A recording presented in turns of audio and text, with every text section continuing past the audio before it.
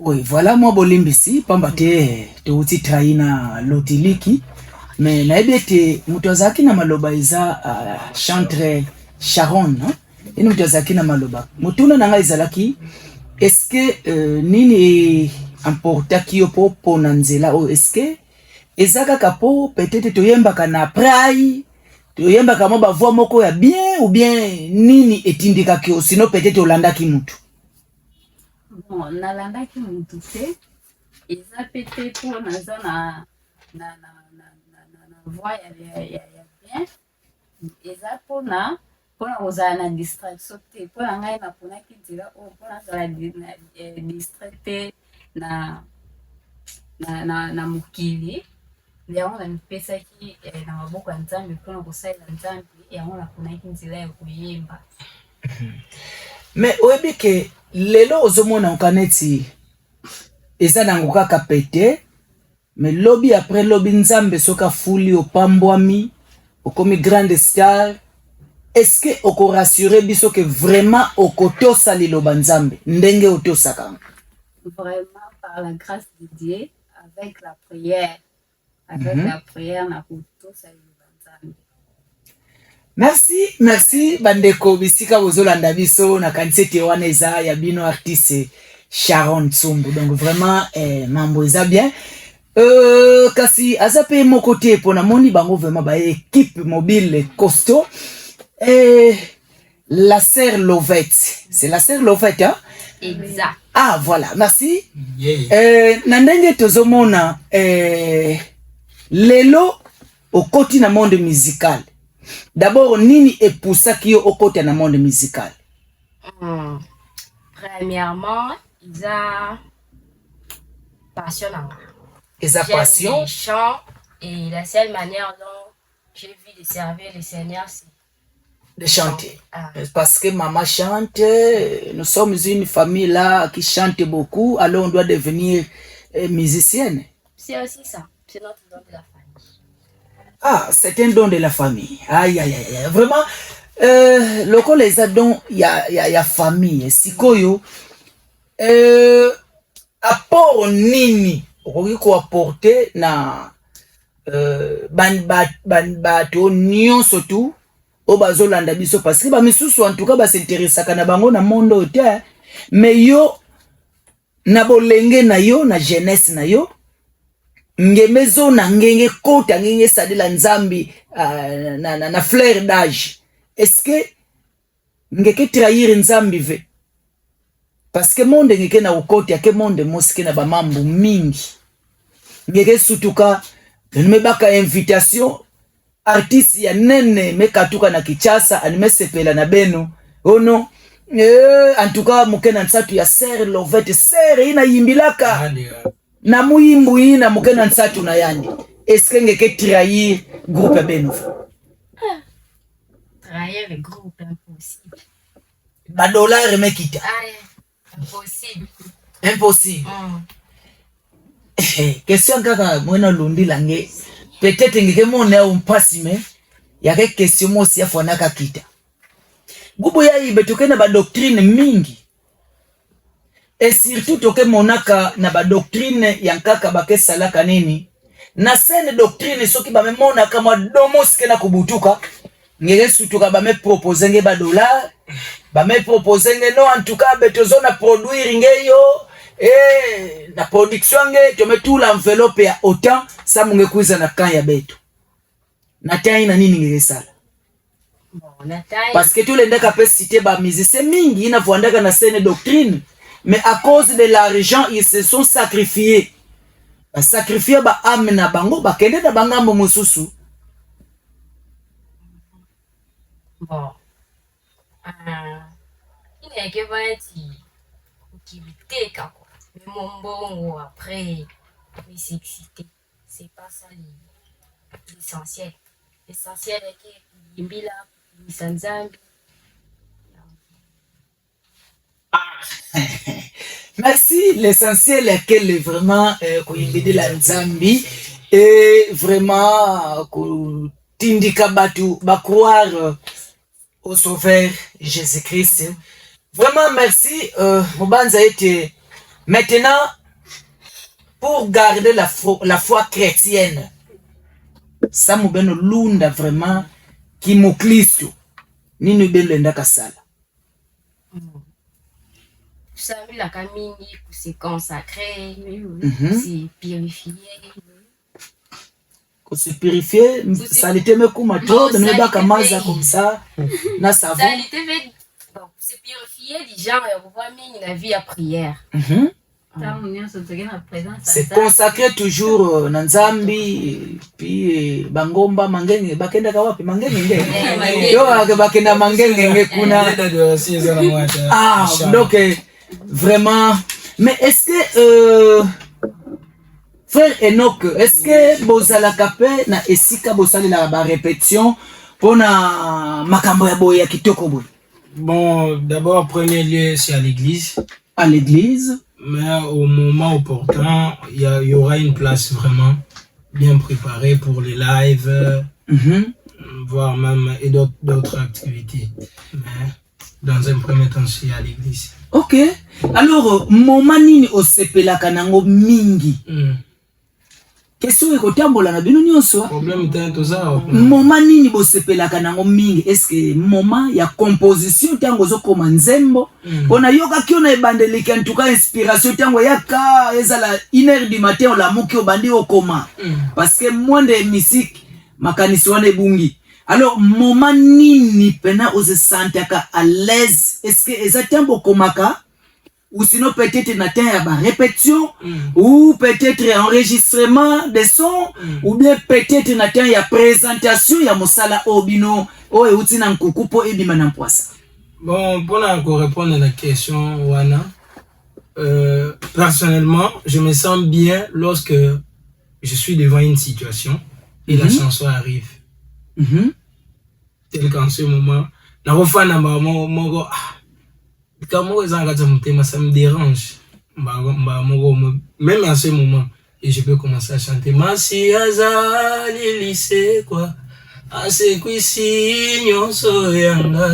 Ça peut être ma chanson ou une chanson déjà chantée. C'est à ce moment-là je me sens vraiment bien parce que la chanson me prêche directement.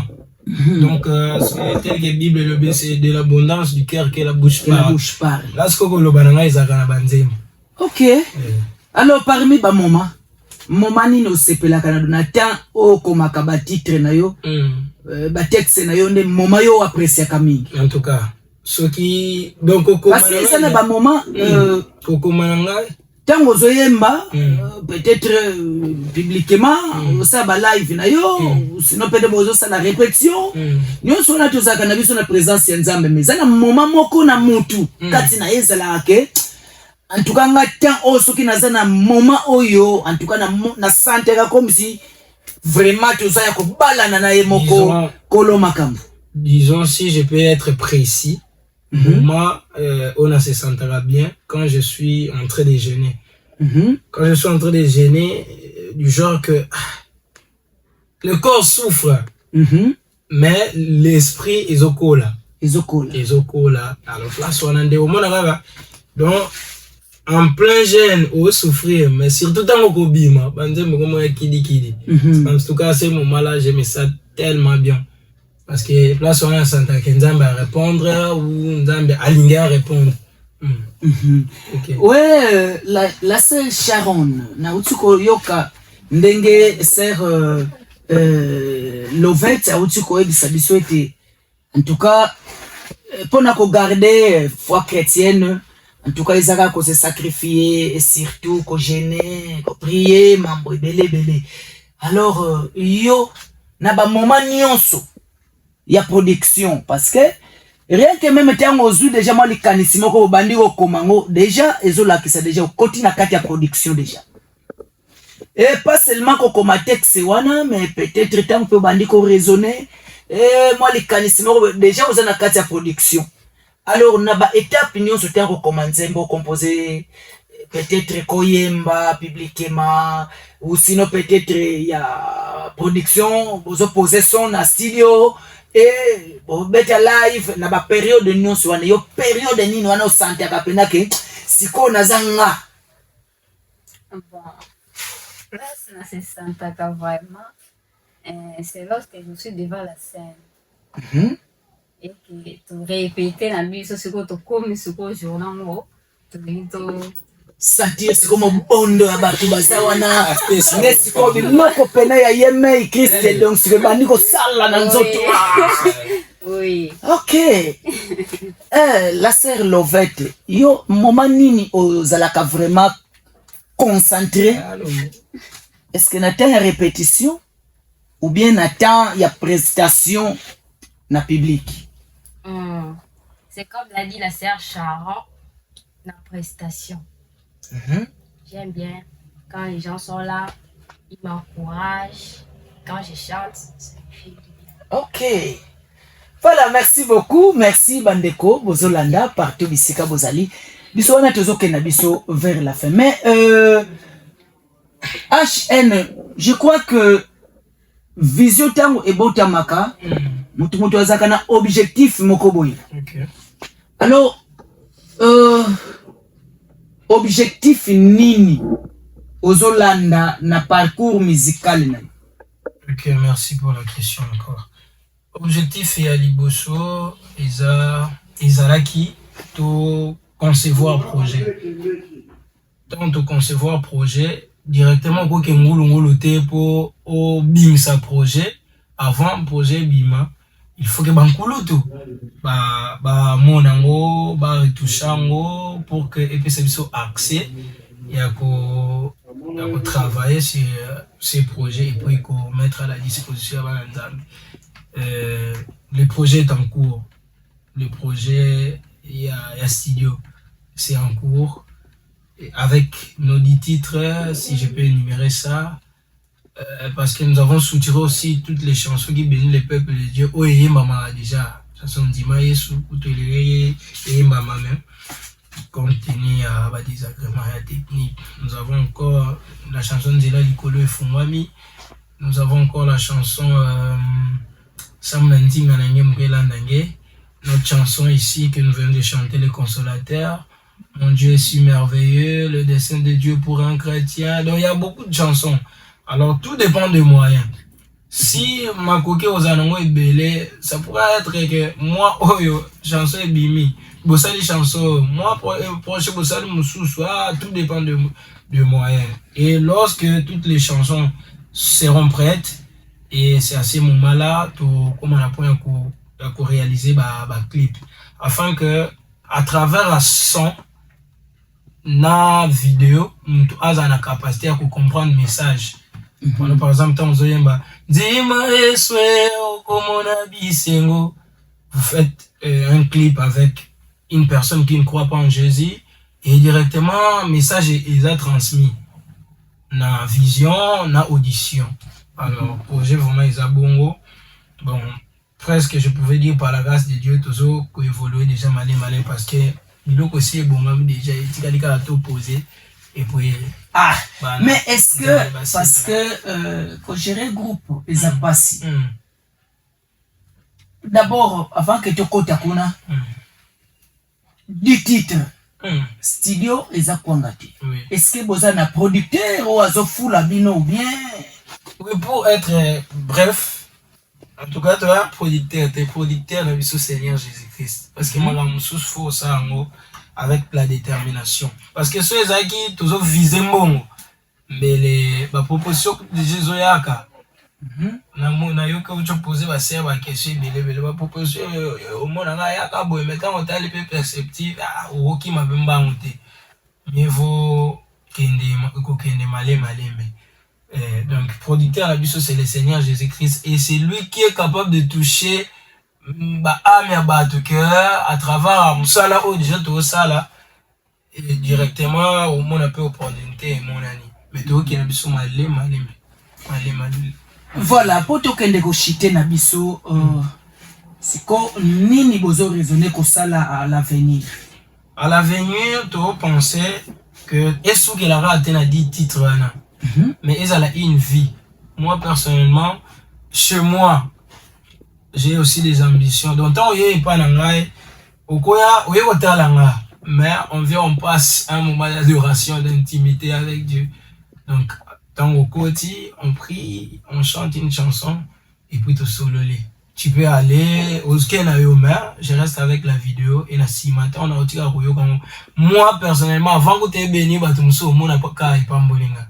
J'aimerais qu'ils aient une vie pour moi. Voilà, merci. Là, nous saluons vraiment le révérend pasteur Moïse Kaka, Bissika Zolanda, naibiki baza ebele bakoza opportunité ya kolanda bililingi oyo, naibete ekopambola pe bana nzambe ebele bisika bakolanda yango parce que omoni soki lelo badon ebandi kobotama c'est au travers d'un don que Dieu a placé na isika oyo yango pezo sala ke kwa encadrer badon nyonso to waki kobotama na losambo nde bana nzambe pe waki ko profiter na badon oyo nzamba kwa kotia kati na biso pe batu mususu pe ba ko profiter neka balobi yango que nous devons mettre les dons que nous avons reçus à la disposition des autres pour que cela puisse bénir le peuple de Dieu.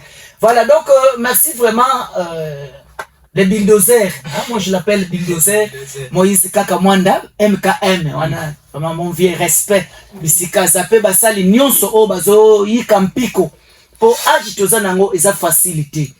Ah, eza agi moko vraiment ezo séduire le peuple de Dieu. Okokansake eloko tozo sala eza eloko moko malamu, mais ne sachant pas que vous êtes proche à Baal Péol, donc vraiment eza passe. Mais si quand on a aussi qu'on a déjà ba perspective d'avenir, alors na minute tori kolobake en tout cas même eloko moko eza déjà eza sur le marché ou bien peut-être moi ba challenge ça le maka déjà bien dengi. Pour dire que l'eau sur le marché, on se fait comme le commerce. Mais là, tu tiens l'eau sur le marché, mais projet, moi, ils ont qu'un malin du genre que live. Nous sommes là pour recruter, parce que c'est pas n'importe qui pour me mettre dans studio. Parce que nous tenons ça en compétence. Parce qu'aujourd'hui, grâce à moi, on a balé. Mais qu'on peut s'amener. Alors, est-ce que pour recruter, critère nini et sengami pour recruter artiste? Critère est belé, mais d'abord, comme nous, tous en lambo et la musique chrétienne, la personne doit être un chrétien ou une chrétienne et ami balé, a un talent. Et puis, troisième critère, ils ont envie de prière, juste ça. Mais dans les jours qui viennent, comme il cause vraiment le mot officiel, normalement pour nous à s'intégrer, il y a aussi des conditions.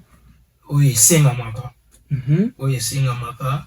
Et c'est quelque chose où tu peux le battre directement au lobby en boy.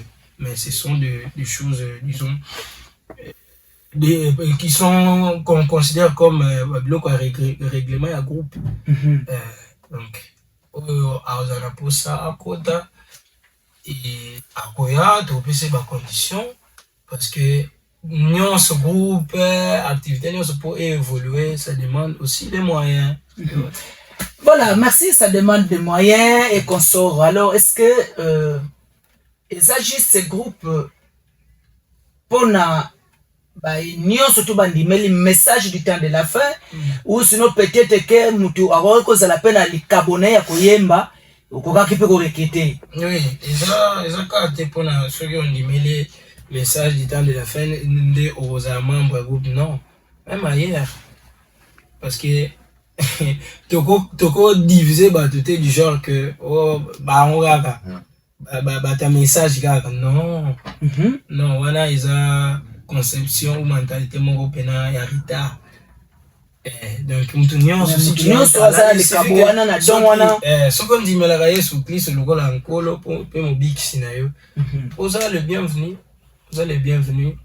Tu peux venir, on se retrouve quelque part, on fait quelque chose pour bénir le peuple de Dieu. Ok, voilà, peut-être na kozongela yo na kena no na l'artiste Sharon. Moi les loba na ba jeunes sœurs, frères et sœurs en Christ de partout. O bakowaki kozala na badon, ba talent, mais bazo bomba yango pona ko utiliser yango na ba bêtise, ne sachant pas que un jour bako répondre. Bon, on a compris le bas pour la jeune sœur au bazolanda biso. Oh, bazan ba talent. Naza au bien. Tu peux parler, vas-y. Oh, bazan talent. Nazo pinga bango baya kosangana biso elongo tosalela nzambe. Toza na ba encadre na biso o ba encadre biso soki amoni kaza na tala na ye aye amipesi na maboko ya nzambe ba encadre ndenge ba encadre biso toki boso tosalela nzambe. Ouais, la sœur Lovette, est-ce que tokomi na biso na suka eloko nini oiko bakisa likolo ya oye la sœur Sharon aruti koloba parce que eza na bato ebele baza na badon batalent eza mais okomona ye zo utiliser yango kaka na banzela moko boye inutile alors étant une chrétienne na ngolu na nzambe mwa vi oyo omekaka komema kobika nango conseil nini okokwaki kopesa na baye bazolanda biso oyo bazolinga kotia à la portée de tout le monde te likabo o nzambe apesa bango? Conseil ekeleke babika distraction babika gâché donc bapesa bana nzambe pour un jour bale kwenda répondre na yao po basala bitu basala nzambe badoye na yebika kwenda na comme on dit perte. Yeah. Mais bangaka penge kwake anomu muketete jeune mukete jeune mfoteka sala tete jeunesse ya ça de la jeunesse même la jeune peke kufuaki bakaka kana ba jeune peke kufuaka bakaka kaka voilà merci beto ina mekuma na tsuka alors moi bambote na bafanya nge ba uti kolanda yo peut-être que ikokaki kosala bango pe moi bien ba onyo surtout moi bambote bisika baza. Premièrement mepesa mbote na pasteur Amunu Moïse Kaka Mwanda. Deuxièmement mepesa mbote na baparent munu couple Michel. Mepesa mbote na chorale beto Amour Divin Tabernacle ainsi que bandimi nyonso pe bakroyant nyonso de part et d'autre. Merci. La sœur Sharon biso na tokomi na suka moi ba salutation na baye uti olanda biso. Mepesa mbote na pasteur beto Moïse Kaka. Mepesa mbote na baparent munu. Mepesa mbote na bapetite sara nyonso. Mepesa mbote na chorale beto dirigea beto papa Roger bien que anki malade. Mepesa mbote pesi nyonso niki. Voilà, tokomi vers la fin. Leader, peut-être que pour bateau ba koma na étape il faut un guide et tozana guide moko o azotala biso ezali berger Moïse Kaka mais tango to koti na mondo pe oza leader na ngambo moko bo. Entre-temps nous sommes gérés par le leader suprême le Seigneur Jésus-Christ alors que tango nazotala déjà ebele ba uti olanda biso message nini wa ko tikela bango étant leader na monde autre zokota nango parce que eza voyage moko molai message nini oiko tikela bango pe bazo gaspiller don na bango nzamba oiko pesa bango o bazomona ke peut-être ko salela nanu jeunesse na ndenge baponi ko salela ngo yango nde solution entre temps nzambe pe azana posa ndenge salaka ba jeune Samuel et beleo abenga na bolenge ba misusu déjà à l'âge peut-être de 12 ans abengi déjà. Ok, pour votre question, je peux dire que Néonios au Nzamba Pessi, don, talent. Il y a plusieurs façons au sein de Nzamba. Alors, sans on négliger, ma conséquence est quand le fait audio le jeune kati wa condition wa ko kati wa kufa ba jeune wa kufa ma conséquence est alors dans Nzamba Pessi au paiement c'est le moment ya ko profiter ko salela Nzambe Parce que distraction, c'est vrai, comme il m'a cassé, mais dans chaque domaine, dans chaque coin, nous avons besoin de moitié. Donc, je pouvais encourager ceux qui ont des talents. Mais quand on est chanteur, par exemple, bisonja m'a des talents, il y a Koyemba, il y a Robeta clavier. Bon, kolukate directement au évoluer, au mati. Il faut qu'il y ait malem. Comme on dit, rien ne sert de courir, il faut partir à point. Donc, c'est un peu ça. Ce qui nous a appris sur le talent, qu'on minimise en pété. Et il faut croire d'abord en ce que vous êtes. Atao, Bazoloba, tout ça. Nous autres, on connaît. On connaît. On a dit la place au fan de. Mais, il aussi des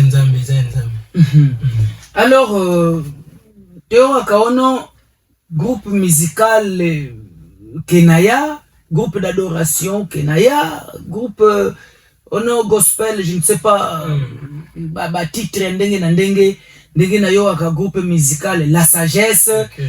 Alors, est-ce que binope eza na connotation moko bopesa groupe na binoto nanu ezui eza jana kombo. Ba groupe ba benga ngonini? HN Music. HN Music. Okay. Donc muto aza na posa aluka yango déjà na ba réseau na ba plateforme. So ko dira taper Enoch Nyanga kunenda kumona ba activité nyonso ya HN Music, ba live, ba invitation tozwaka, ba concert et puis ba challenge. Mais est-ce que depuis Bokota na monango tango bozo boa kama ba nini, est-ce que si bozo ape muto azopesa bino conseil na monde au Bokota makasi? D'ailleurs les réseaux sociaux tant encore au bois qui est loco, tant tu as eu opportunité à retala ba commentaires, ce sont déjà des conseils. Et pourquoi pas aussi grands qui sont autour de nous. En tout cas, je peux dire dans les 100%, on en a besoin d'encourager que Liboso, tu fais un très bon travail. Et non pas seulement ces encouragements, mais Dieu déjà a déjà mis cette chose en nous, du genre que quelles que soient les circonstances, on est vraiment poussé à le faire. Voilà. Batu bauti Olanda biso ebele. Peut-être moi liloba ya suka pona ba nyonso bauti Olanda biso. En tout cas, nakobosa na te le pasteur, le berger Moïse Kaka. En tout cas, on est kozanga te. Mon père, Papa Innocent Nyanga. En tout cas, t'as là uti pa na ye de obtenir encore sur base d'un encadrement na bango, maman. Et Courant Nabiso, on travaille ensemble avec eux, sauf que l'espace est amouqué au potomé ma bâtonnion.